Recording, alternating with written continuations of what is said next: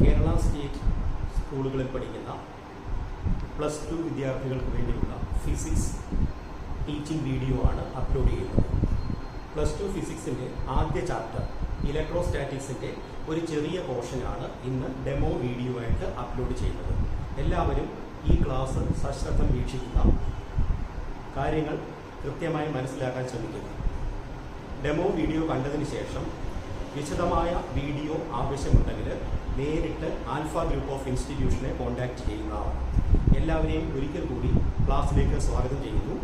ഇന്ന് +2 ഫിസിക്സിൻ്റെ ആദ്യത്തെ ചാപ്റ്ററായ ഇലക്ട്രോസ്റ്റാറ്റിക്സിൻ്റെ ഫസ്റ്റ് ടോപ്പിക്കാണ് ഇലക്ട്രിക് ചാർജസ് ആണ് അതിനകത്ത് പറയുന്നത്. So first chapter is electrostatics.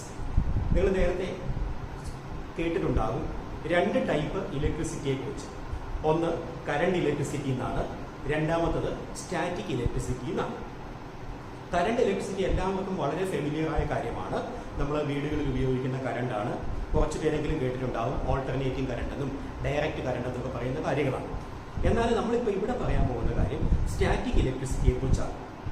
Static electricity എന്ന് പറയുന്നത് റെസ്റ്റിലുള്ള ചാർജാണ്. അതായത് static electricity means it is the property of charges at rest ആണ്. ഇലക്ട്രോസ്റ്റാറ്റിക്സ് എന്ന് പറയുന്ന കാര്യമാണ് റെസ്റ്റിലിരിക്കുന്ന ചാർജിൻ്റെ പ്രോപ്പർട്ടീസ് ആണ് എന്നർത്ഥം.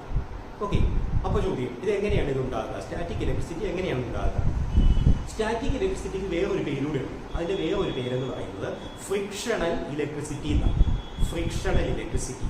അപ്പോൾ ആ പേരിൽ നിന്ന് തന്നെ വളരെ ക്ലിയർ ആണ്.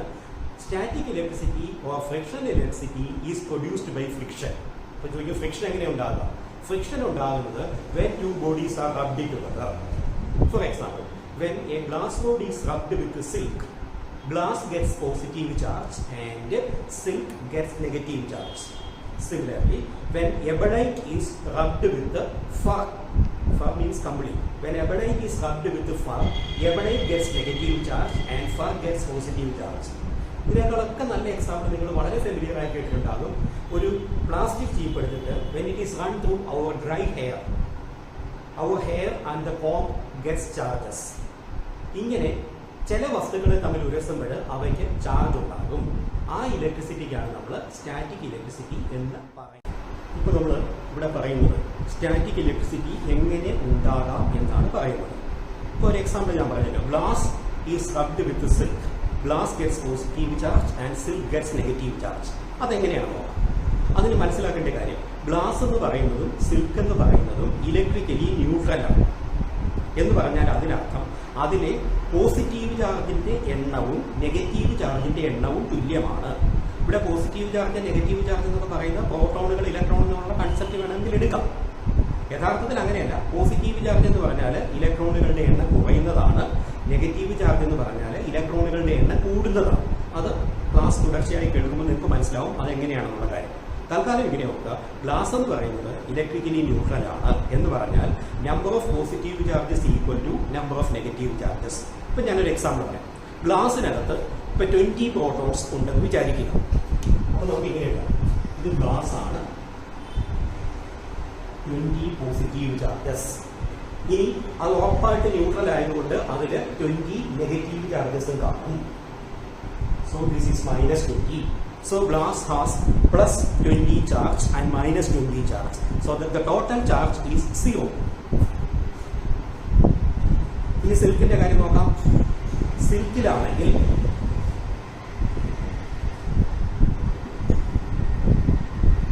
ടെൻ പ്രോട്ടോൺസും 10 ഇലക്ട്രോൺസും ഉണ്ടെന്ന് വിചാരിക്കുക. അതൊന്നും യഥാർത്ഥ കണക്കല്ല, ഞാനൊരു എക്സാമ്പിളിന് വേണ്ടി പറയുന്ന കാര്യമാണ്. അപ്പോൾ അതിന്റെ ടോട്ടൽ ചാർജ് 0 ആയി.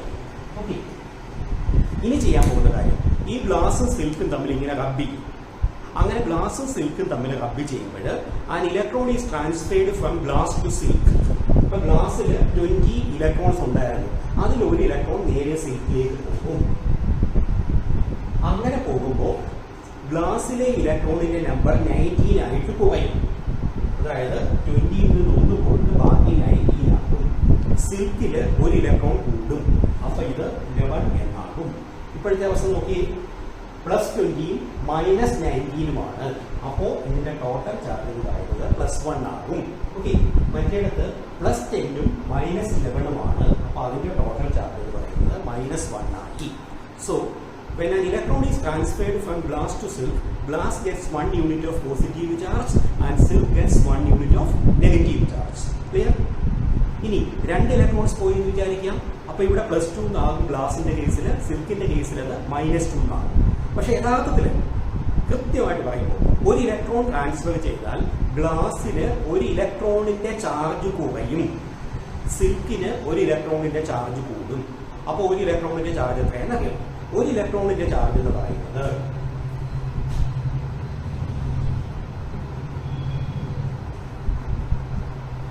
1.602 into 10⁻⁻19 കുളൂംസ് ആണ് ചാർജിന്റെ യൂണിറ്റ്. ഇത് വളരെ ഫേമസ് ആയ സയന്റിസ്റ്റ് ഉണ്ടായിരുന്നു, Charles Augustine D കുളൂം.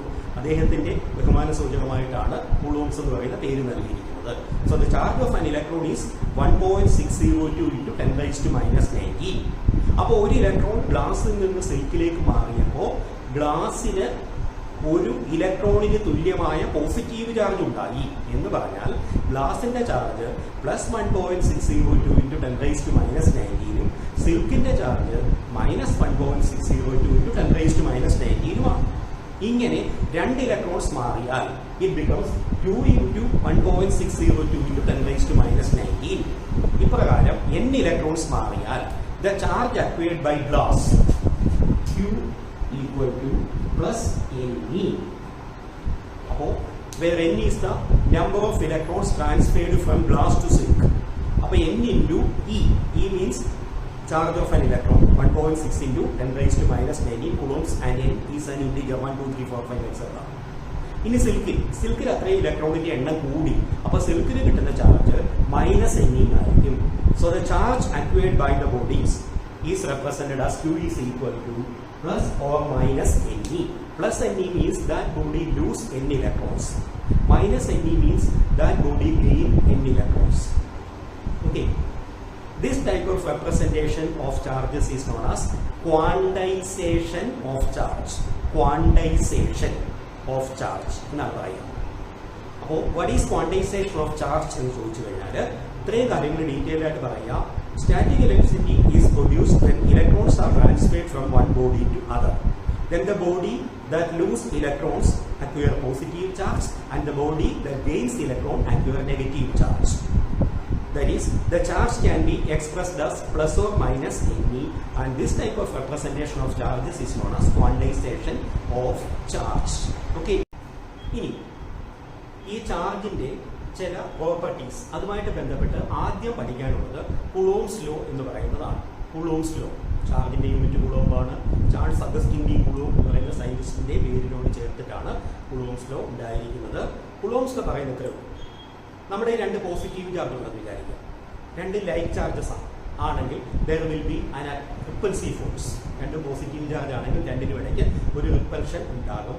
2 negative charge ആണെങ്കിലും 2 ഇടയ്ക്ക് ഒരു റിപ്പൽഷൻ ഉണ്ടാകും. എന്നാൽ ഒരു പോസിറ്റീവ് ചാർജും ഒരു നെഗറ്റീവ് ചാർജും തമ്മിൽ അടുത്ത് വെച്ചാൽ അവ തമ്മിൽ ഒരു അട്രാക്ഷൻ ഉണ്ടാകും. So there is a repulsion between 2 like charges and attraction between 2 unlike charges. Anyway, there is a force between 2 charges. അതാണ് ക്ലിയർ. 2 ചാർജ് എടുത്താൽ അതിനിടയ്ക്ക് ഒരു ഫോഴ്സ് ഉണ്ടാകും. And Coulomb's law is used to find the force between 2 charges. അത് അട്രാക്ഷനോ റിപ്പൽഷനോ എന്നുള്ളൊരു പ്രശ്നമേ അല്ല. 2 ചാർജിനിടയ്ക്കുള്ള ഫോഴ്സ് കണ്ടുപിടിക്കാനാണ് കുളൂംസ് ലോ ഉപയോഗിക്കുന്നത്. അതിന് ഇപ്പോൾ ഇവിടെ നോക്കാം. 2 ചാർജസ് കൺസിഡർ ചെയ്യുന്നു. One is Q1 and other is Q2. അപ്പോൾ ഇവിടെ നോക്കാം. This is Q1 positive charge ആണ്, this is Q2 negative charge ആണ്, and are separated by a small distance R. അപ്പോൾ ഈ Q1 Q2 എന്നുള്ളത് നമ്മൾ 2 പോയിന്റ് ചാർജസ് ആയിട്ടാണ് എടുക്കുക. കാരണം the charges are very small, or the size of the charges are very small compared to the distance. അതുകൊണ്ടാണ് അത് 2 പോയിന്റ് ചാർജസ് ആണെന്ന് പറയുന്നത്. അപ്പോൾ ഒന്ന് പോസിറ്റീവും മറ്റേത് നെഗറ്റീവുമാണ്. So there is an attractive force and the force between them, let it be F ആണെങ്കിൽ കുളൂംസ് പറയുന്ന കാര്യത്തിലേ ഉള്ളൂ. ഫോഴ്സ് എന്ന് പറയുന്നത് that is directly proportional to product of the magnitude of the charges. First charge is Q1 and the second charge is Q2. So their product is Q1 into Q2. So F is proportional to Q1 Q2 and it is inversely proportional to the square of the distance R between them. That is F proportional to 1 by R square. So F is proportional to Q1, Q2 and F is proportional to 1 by R square. Combine ചെയ്യുമ്പോൾ F is proportional to Q1, Q2 by R square. From this, F is equal to the constant of proportionality K വേണം. K is K into Q1, Q2 by R square. This is Coulomb's law. So F is equal to K into Q1, Q2 by R square. ഇതാണ് Coulomb's law എന്ന് പറയുന്ന കാര്യം. ഇനി ആ കെയുടെ value എന്ന് പറയുന്നത് 1/4 ആണ്. എപ്സിലോൺ ഒരു ഗ്രീക്ക് ലെറ്റർ ആണ് എപ്സിലോൺ. ആ എപ്സിലോൺ എന്ന് പറയുന്ന ടേമിന് ഒരു പേരുണ്ട്. Epsilon is known as absolute permittivity. But epsilon equal to epsilon 0 into epsilon r, where epsilon 0 is known as the permittivity. ഒരു കോൺസ്റ്റന്റ് ആണ് permittivity.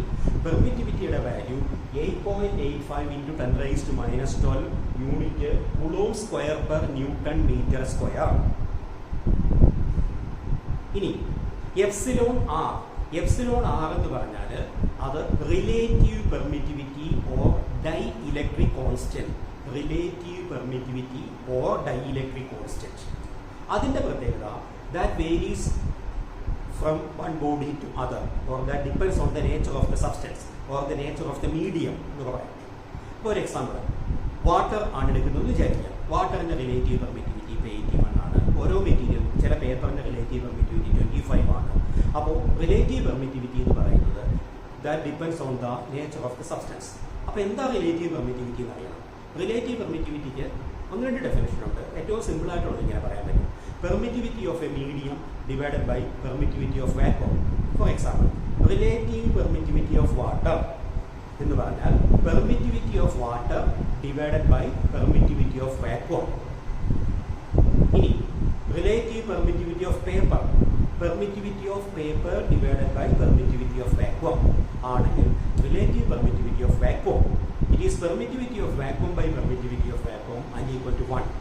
So for vacuum, epsilon are equal to 1.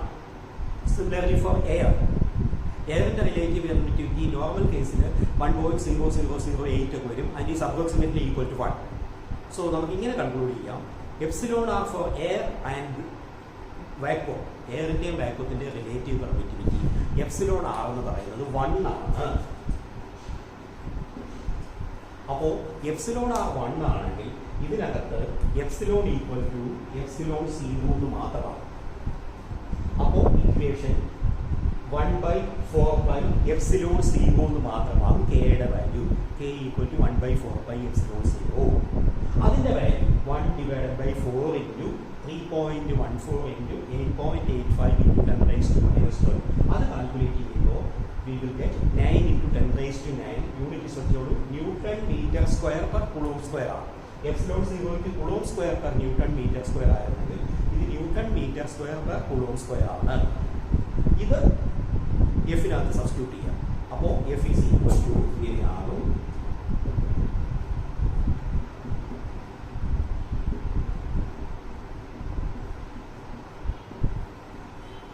ഇതാണ് Coulomb's ലോയുടെ final equation. F is equal to 1/4 epsilon 0 x into Q1 Q2 by R square. 1/4 epsilon 0 into Q1 Q2 by R square. ഇത് എയറിൽ അല്ലെങ്കിൽ വാക്വത്തിൽ മാത്രമാണ്. മറ്റേതെങ്കിലും ഒരു medium ആണെങ്കിൽ, that means when two charges are placed in water, അപ്പോൾ ഇവിടെ epsilon R എന്ന് പറയുന്ന ഒരു ടൈം കൂടെ വരും.